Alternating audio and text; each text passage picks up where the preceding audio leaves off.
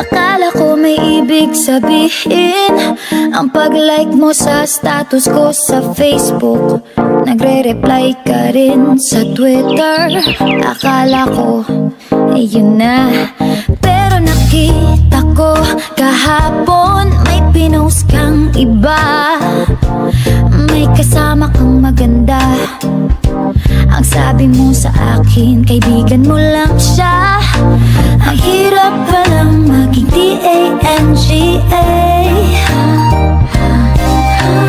Ang hirap palang maging D-A-N-G-A.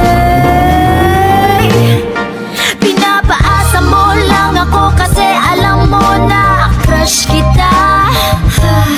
Oo, na crush kita. Pambihira o nung dati pa.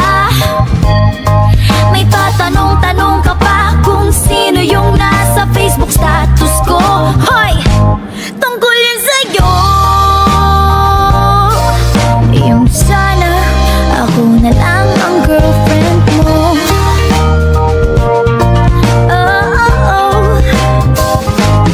Parang gusto ko nang sabihin ang feelings ko na tinatago sa'yo.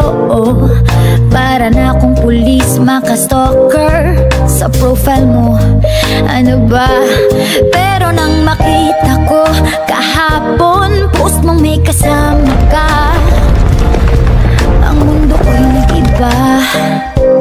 Pakiramdam ko, boy, chicks mo siya. Ang hirap palang maging D-A-N-G-A. Ang hirap palang maging D-A-N-G-A.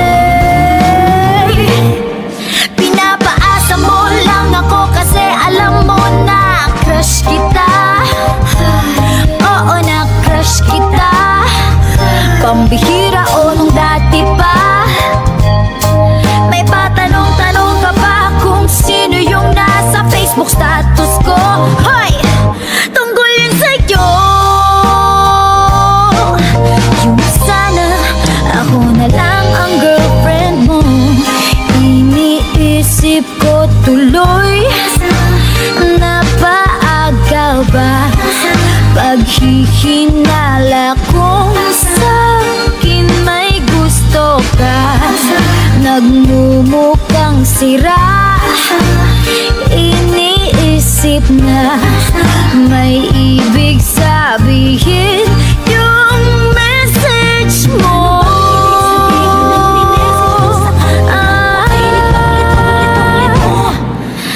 Ang hirap palang maging D-A-N-G-A.